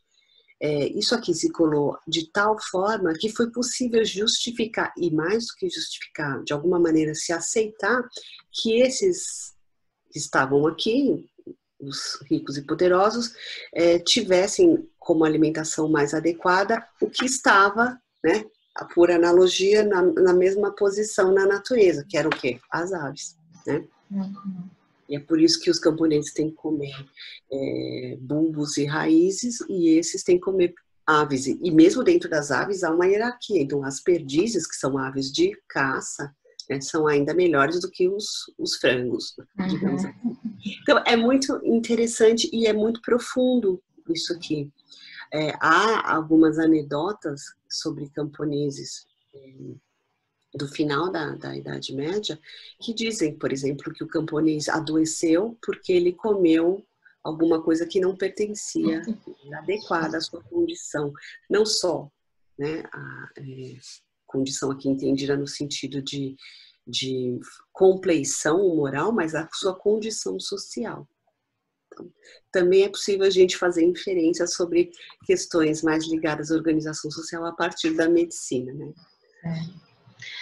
Vanessa, e te cortando mais uma vez aí para a gente fazer uma última perguntinha aí. E quando e como, né? Tem jeito da gente separar, então, entender essa prática de saúde, essa prática alimentar, enquanto uma prática de saúde e enquanto prazer, né? Alimentação por prazer? Essa pergunta é super boa, né? Porque dá para a gente falar sobre isso muita coisa, né? A gente, por conta daquele discurso eclesiástico sobre o corpo e sobre o pecado, aquelas associações todas que a gente conversou lá no início, até o final da Idade Média é muito raro a gente encontrar digressões ou reflexões um pouco mais alongadas sobre a relação entre comida e prazer, a relação positiva entre comida e prazer, comida, prazer e saúde, né? Isso tudo que está muito junto não aparece facilmente para nós. A gente começa a entender que, embora não apareça, esteve sempre presente a questão do prazer, mais para o final da Idade Média, porque aí começa a aparecer uma literatura, às vezes, mais laica, outras vozes conseguem espaço e deixam alguns registros, não são mais apenas as vozes eclesiásticas a falar da comida. Então a gente começa a perceber que prazer alimentar e saúde são terrenos que dialogam, mas não havia muito espaço para se falar disso até então. No século XV, e aí eu até trouxe alguma coisinha sobre esse momento, a gente tem uma virada importante nessa direção do discurso sobre o prazer. Com o Renascimento italiano, principalmente, né, no contexto daquele humanismo italiano, e havia muitos médicos envolvidos, né, nesse movimento humanista, algumas brechas mais alargadas vão aparecer. Então, a gente consegue encontrar na literatura um pouco mais de informação sobre isso. Eu trouxe um exemplo primeiro aqui. Não, na verdade, só trouxe esse. Que é um texto, que se a gente observar o título, né, sobre o prazer correto e a boa saúde, já gera alguma inquietação, porque há aí no próprio texto a chamada para essa temática do prazer, mas não é uma chamada de pecado e prazer, o pecado original, né, e a danação e o prazer da alimentação, qualquer coisa assim, não. É o prazer correto, claro que isso aqui vai ser importante na obra, e a boa saúde. Então, gera uma inquietação porque a gente fica logo atento a algo novo que deve vir desse texto. E, de fato, o que vem de novo? Se a gente olhar a constituição desse texto que o Platina escreve, o autor é o Bartolomeu Sacchi, né? O Platina é a alcunha dele. Se a gente for olhar para esse texto, ele se assemelha em alguns trechos a um regime de saúde. Há lá capítulos sobre banhos, sobre os ares, mas há muita coisa, mas muita coisa mesmo sobre alimentação. E o que há sobre a alimentação é diferente, Camila. Por exemplo, ele fala do cozinheiro, da importância de se ter um bom cozinheiro, porque o preparo dos alimentos é um assunto sério, né? Basicamente, o que é bom para a saúde tem que ser bom para o paladar. É basicamente isso que ele vai dizendo, um pouco nas entrelinhas, porque o Platina, ele é um homem dos quadros eclesiásticos, né?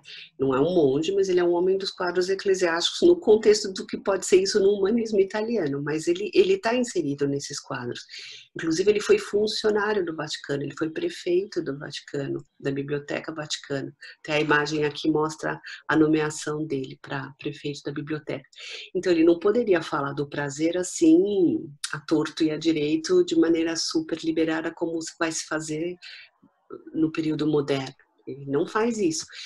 Então, ele tem que ir negociando um pouco com todos os referenciais cristãos, né, e todo aquele discurso, e o que se já pode falar a partir desse movimento mais ventilado, que é o humanismo, né, que volta aos clássicos de uma outra maneira. Então, no prefácio, por exemplo, a gente sente esse vai, mas não vai do Platina, né? Então ele diz assim, ele se remete a um cardeal, e veja, a dedicatória, o livro é dedicado a esse cardeal, a um outro homem da igreja, então ele havia de ser cauteloso mesmo. Então, longe de Platina, que é ele, né, escrever ao mais santo dos homens sobre o prazer que os intemperados e os libidinosos tiram da autoindulgência e de uma variedade de alimentos e das titilações dos interesses sexuais. Longe de mim, não é isso que eu vou fazer. Eu falo desse prazer que deriva da continência na comida e das coisas que a natureza humana procura. Então, essa ideia da continência, que é a ideia da temperança, é uma ideia que nunca deixou de ser importante ao longo de toda a Idade Média. E aqui ele ressalta que ele continua na chave, né, da temperança. Porém, quando a gente lê o texto, a gente percebe que há mais espaço, que ele não está falando daquela temperança lá do discurso eclesiástico alto-medieval, de maneira nenhuma. Aqui é uma outra coisa. E a temperança, o conceito de temperança é muito interessante, até acabei não falando muito disso, porque é um conceito médico, né? A medicina moral prega o que? O equilíbrio dos humores, o tempero dos humores. A gente tem que temperar as coisas para chegar naquele ponto de equilíbrio, lá, da crasis que o Ive falou na aula passada. E a temperança é um conceito também importante dentro da teologia cristã. Então, eu acho que essa é uma via interessante para pensar por que a medicina pagã da antiguidade entra, né, como cânone, é chancelada pela igreja, e a medicina pagã germânica não entra, porque a medicina clássica trabalha com essa ideia de temperança, e ela é apropriada, não é que ela é apropriada, mas ela pode ser manipulada de um jeito bem interessante dentro manipulada no bom sentido, né, de manuseada, de um jeito bem interessante no contexto mental da Idade Média.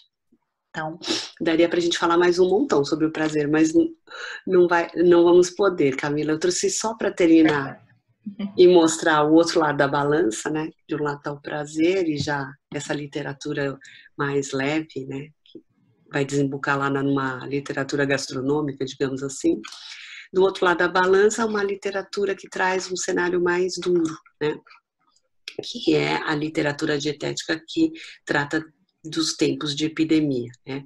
Então eu trouxe aqui, já que estamos vivendo um momento também, né, de epidemia, um regime de saúde escrito em tempos de peste, né? Não é o primeiro surto, né? A primeira vaga é da peste negra, é uma outra vaga, uma vaga posterior na Itália, e sobre essa vaga escreve o Marcílio Ficino, que é um humanista também, do final do século XV, alguns conselhos, né? E esses conselhos para combater a peste, eles são de várias naturezas. E uma delas, ele dedica alguns bons trechos dessa obra, é de natureza dietética, né? O que se entendia nesse momento, né, sobre a peste? A peste é uma espécie de veneno que apodrece o corpo, vai apodrecendo todo o corpo por dentro a ponto de atacar o espírito vital e a pessoa morrer, né? Esse espírito que nos dá vida, que o coração produzia, acaba perecendo por conta da putrefação. E as coisas apodrecem mais facilmente por causa da umidade. Então, tudo que era úmido, tudo que era frio nesse contexto precisava ser evitado, né? Não era nem o caso de equilibrar, era de temperar, era de evitar. Então, o Fitino, nessa obra, que, como eu disse, não é a única, e há outros que escrevem em tempos de peste também, mas como os seus colegas, ele combate, né, pede que as pessoas combatam tudo aquilo que facilite a putrefação do corpo. Então, se você mora perto de canais de água parada, né, pântanos, alagadiços, saia, deixe esse lugar, porque o ar que vem dessa água que sobe, esse ar que se junta lá em cima e depois a gente respira, acarreta essa putrefação. Se a gente comer qualquer coisa que seja de natureza fria, úmida, a gente vai facilitar também a putrefação dos tecidos. Então, em relação a todos aqueles aspectos da dieta, né, onde se habita, né, como se dorme, como se veste, e o que se come, o negócio é combater a frieza e a umidade, né? Manter o corpo fechado, ele diz, literalmente ele diz isso, né? Fechar todos os poros possíveis do corpo para não entrar nada. Então, transpirar também não é legal, né? Fazer muito exercício e transpirar ou trabalhar de maneira muito vigorosa em trabalhos mais pesados não é recomendado, né? Também ficar muito excitado com as paixões de todas os tipos não é bom, porque você precisa estar fechado, contido e não deixar, então, esse ar venenoso, que era o ar pestilento, entrar no seu corpo. Então, é interessante que é um documento muito diferente do Platina, mas escrito na mesma época e que usa a dieta, né, usa no sentido de pensa a dieta, para problemas e contingências completamente diferentes, né? Então, é muito rico adentrar um universo de uma sociedade pela via dietética. E acho que era um pouco com isso que eu queria terminar, Camila, porque a minha ideia, sempre que eu falo desse assunto, é abrir um pouco mais as possibilidades de estudo, né, e de conhecimento da sociedade medieval, apresentando a riqueza dessas dimensões, né, que às vezes, durante muito tempo, foram estudadas de maneira separada. Né? A saúde, a medicina, a alimentação, como a gente viu aqui no período, dizem respeito a um universo único. Claro que a gente pode resolver entrar por aqui, ou por aqui, ou por aqui, mas não tem como pensar um sem pensar o outro. Né? E isso vale para a própria Idade Média, para outros problemas da própria Idade Média. Então, eu queria ressaltar esse aspecto, né, da possibilidade que essa temática tem para a gente conhecer melhor esse período, né? Ressaltar essa interconexão e também chamar a atenção, como eu já disse aqui em algum momento, que tem muita coisa para se estudar, né? Em termos de material, de fonte, de documentação. Coisa nunca editada, coisa realmente desconhecida, coisa pouco conhecida e coisa não estudada, que às vezes está editado, mas também ninguém se debruçou naquilo, né? E há sempre também a possibilidade de se voltar para as fontes antigas, aquelas super trabalhadas, e olhar com essa outra perspectiva para poder entender de uma maneira um pouco mais total a sociedade medieval. Acho que com isso eu termino a minha fala, Camila, e com esse chamamento para essa temática que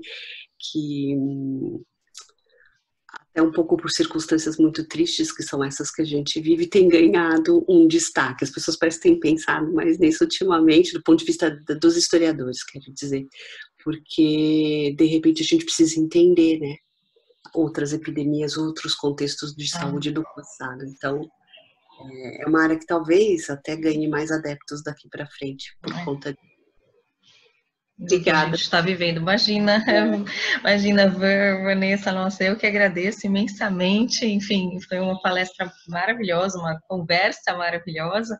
Eu aprendi horrores, como sempre, como as outras duas. Eu não sou especialista, né, em Idade Média, enfim, mas eu acho que a ideia é exatamente essa, né, a gente trazer um pouquinho como outras sociedades, né? E que, como você disse lá no começo, que parece tão distante da gente, mundo medieval, obscuro e etc., mas que no fundo tem tantas coisas próximas, né? Tanta proximidade, inclusive com a forma de lidar mesmo, né? Com essas adversidades e essas questões mais desafiadoras, né? Que a gente está vivendo agora, né? Por exemplo.